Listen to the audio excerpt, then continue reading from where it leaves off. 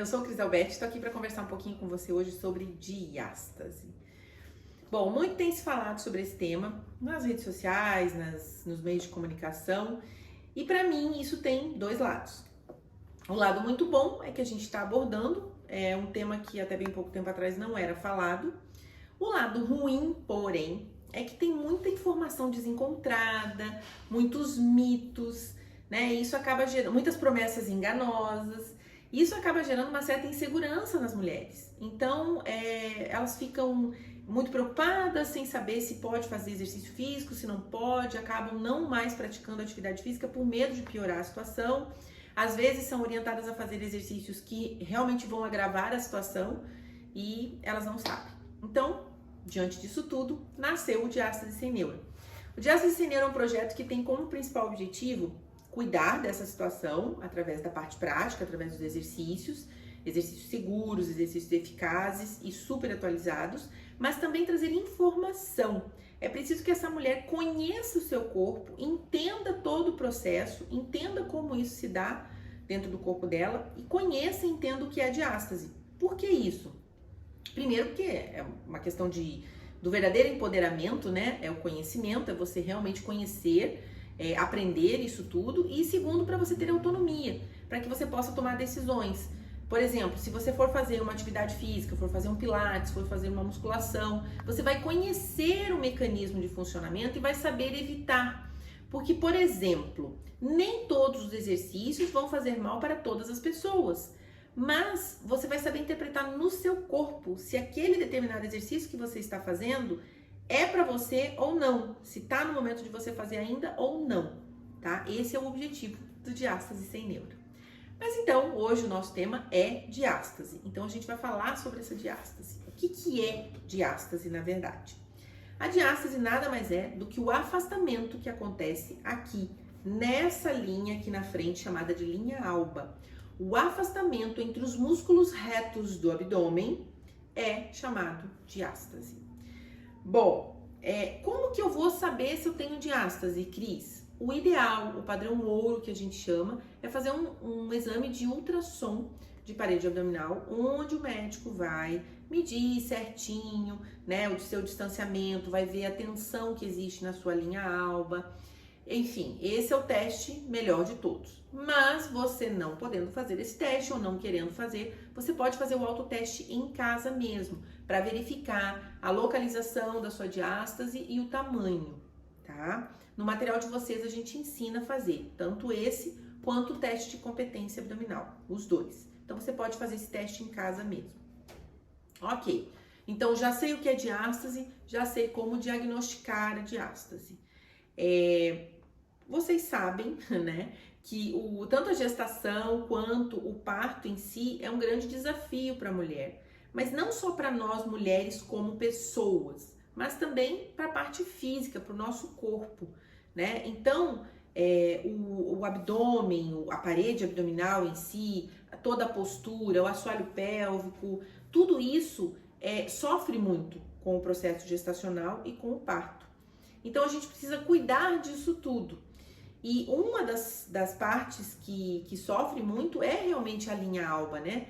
Então, durante a gestação, a dúvida das mulheres eu posso não ter diástase durante a gestação? Eu posso evitar a diástase durante a gestação? Não, gente. A diástase é um processo fisiológico. Então, essa diástase durante a gravidez é a diástase fisiológica. Ela vai acontecer e ela é importante. Por quê? Porque você precisa que o corpo ceda para o crescimento do útero, para o crescimento do bebê. Então, a diástase fisiológica ela vai acontecer. A linha alba, lembra que eu falei que a diástase é o distanciamento que acontece aqui entre os músculos? A linha alba, ela é uma linha de tecido conjuntivo, ela é forte, ela é fibrosa, ela é robusta, mas ela não é uma simples linha.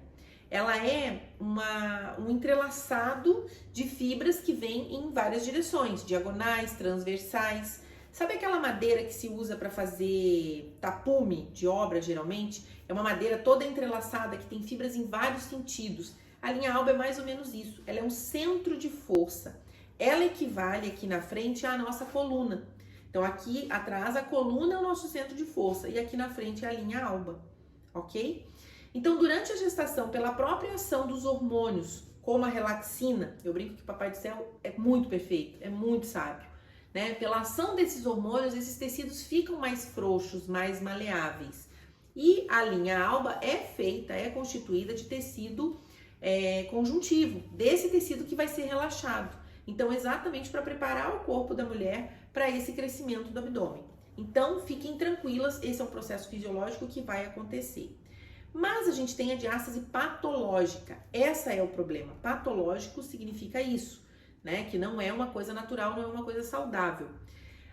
Quando depois do parto, essa distância permanece maior que 2,2 ou 2,5 centímetros, é que a gente tem a diástase patológica. Então, entre 6 a 10 semanas, a mulher pode fazer o autoteste e aí vai descobrir se essa distância ficou maior do que os 2,2 a 2,5 centímetros. Essa é a patológica.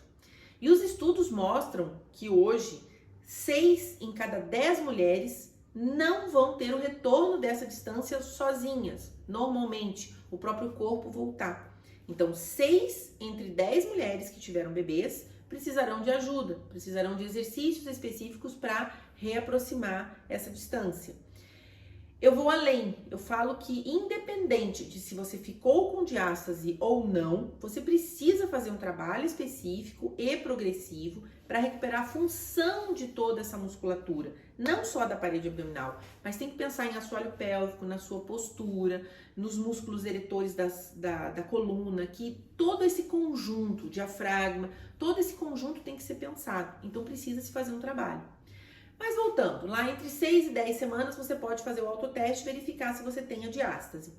E essa diástase, ela pode estar localizada em pontos diferentes. Ela pode ser somente umbilical, na região do umbigo, que é a mais comum. Ela pode ser infraumbilical, que é para baixo, é mais difícil. Ela pode ser supraumbilical, que é comum, sim. É aquela que geralmente a mulher tem o abdômen ajeitadinho e tal, e quando chega aqui para cima do umbigo, ela tem um certo estufamento, que algumas chamam de estômago alto. Essa é a diástase supraumbilical. E pode ter também a diástase completa, que ela é inteira. A linha alba, ela vai do processo tifoide, que é um ossinho que a gente tem aqui no peito, até a sínfise púbica, tá? Então, ela compreende toda essa extensão. E aí, a diástase completa, ela vai ocupar quase toda essa extensão. Ela não é tão comum. Então, relembrando, gente, a diástase pode ser fisiológica ou patológica. A fisiológica acontece no processo da gestação, a patológica é aquela que fica após a gestação. Ela pode ser diferente de acordo com a localização, infraumbilical, umbilical, supraumbilical ou completa. Isso vai determinar o tipo de treinamento que essa mulher vai fazer? Não necessariamente, porque a gente precisa recuperar todo o conjunto. Mas às vezes isso vai explicar para ela por que ela ficou com essa sensação de estômago alto após a gravidez, ou se ela ficou com aquela sensação da pochete, né? Então saber onde está essa diástase vai só explicar por que esse corpo ficou tão diferente no pós-parto, ok? Eu vou mostrar para vocês agora um estudo de como se chegou a como é que foi feito o estudo para se chegar a essa distância média do que é uma diástase fisiológica, até quanto é uma diástase fisiológica e a partir de quanto que ela se torna patológica. Vou mostrar isso a seguir. Bom, como é que foi feito esse estudo? 150 mulheres entre 20 e 45 anos com um IMC menor que 30, tá? Então elas não eram gordinhas. Foi feita a medida em 3 porções, mais próximo do processo tifoide, lá mais para baixo do umbigo e na linha do umbigo. E aí, depois que fizeram todas essas medidas, chegaram a uma média. Então, o que isso quer dizer pra gente? Que uma média dessas mulheres que não tinham tido filhos chegou-se a esse 2,2 centímetros. Então, acima disso é considerado a diástase patológica. Alguns estudos falam em 2,5. Então, fica aí entre 2,2 e 2,5. Mas eu volto a frisar, gente, mais importante do que saber a distância que existe entre os músculos retos do abdômen é que haja consciência de que precisa recuperar o todo, recuperar o conjunto, o core como um todo. A diástase, ela é uma ruptura? Essa é uma pergunta muito comum. As pessoas perguntam assim, a diástase rasgou o meu músculo? Primeiro que não é no músculo, vocês já viram que é na linha alba. E não é um rasgo, né? Não é uma ruptura. É sim um processo longo, né? A gestação a gente tem que pensar que é um processo de 9 meses. Então, é um processo de estiramento que foi acontecendo pela ação hormonal e pela ação do crescimento do útero ao longo do tempo. Então, foi um processo adaptativo. Então, não, gente, não houve uma ruptura, não houve um rasgo, ok? Outra pergunta comum: a diástase dói? Não, a diástase em si não dói. Mais uma vez, volto a frisar, não houve uma ruptura, não houve um trauma ali. Tá? Os problemas que a gente tem, os incômodos que a gente vem do fato de existir a diástase, mas a diástase em si não dói. Outra dúvida muito comum que a gente recebe é se há alguma relação com a atividade física, né? Pessoas que são ativas e a ocorrência e a gravidade dessa diástase. Sim, gente, parece haver sim. Mulheres que são ativas, elas vão ter um tecido melhor, tanto muscular quanto facial. E isso parece sim diminuir a possibilidade da diástase patológica e o agravamento dela, né? Então, manter uma atividade física com exercícios específicos antes da gestação, durante a gestação, é importante e é necessário, ok? Outra pergunta muito comum: quais são os prejuízos que a diástase causa? Né? Além do comprometimento estético, né, que muito se fala, a gente tem outras coisas envolvidas, porque a gente não pode esquecer que existe um cilindro ali no tronco, né? O topo desse cilindro é o diafragma, a base desse cilindro é o assoalho pélvico e as paredes desse cilindro são a parede abdominal, os músculos lá da coluna. Então, quando há uma falha em uma dessas estruturas, outras estruturas vão sofrer. Então, a gente tem alterações posturais provenientes de uma diástase, a gente pode ter dor lombar, o prejuízo estético em si, que a gente já falou, uma distensão abdominal, uma protusão do abdômen, ou seja, a mulher fica sempre com aquele abdômen distendido, a possibilidade de surgimento de hérnias, porque principalmente se a pessoa tem uma má postura, um excesso de pressão interna e há uma fragilidade na parede, esse conteúdo, né, interno, ele vai tentar extravasar, ele vai tentar sair. E a hérnia é uma fragilidade na parede abdominal, então a possibilidade da hérnia surgir se dá também pela existência de uma diástase.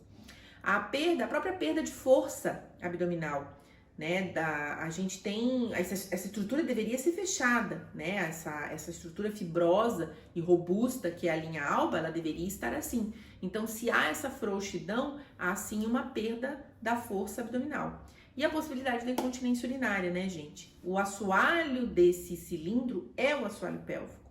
Então, se há uma falha, por ligações de outras formas que vocês vão ver a seguir mais pra frente, em outros capítulos, quando a gente falar do core, há uma ligação entre isso tudo acontecendo o tempo todo. Então, se há uma falha, pode falhar em outras regiões. E o final dessa história toda, é importante que fique bem ressaltado para vocês que o processo de recuperação, tanto da diástase como do core como um todo, ele depende muito da pessoa que vai estar fazendo.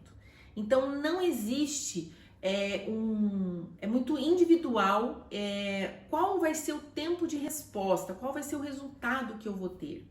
Então, não caiam nas promessas milagrosas de que vai fechar a sua diástase em 15 dias, vai fechar a sua diástase em 1 mês. Não. Primeiro, é preciso ficar claro que mais importante que fechar a diástase é recuperar a função de todo esse centro, de todo esse core, tá? Segundo, o tempo é individual, depende de cada mulher, depende dos hábitos de vida, depende da sua rotina, depende de uma série de coisas, uma série de fatores. E depende também do seu comprometimento em fazer esses exercícios todos os dias, em ficar atenta aos outros. No programa a gente ensina, né? O cuidado com a postura, o cuidado de como você vai usar a respiração para executar os exercícios do dia a dia, como que você vai pegar seu filho do chão, como que você vai deitar e levantar da cama. Então esse resultado é muito individual e depende desses diversos fatores, ok?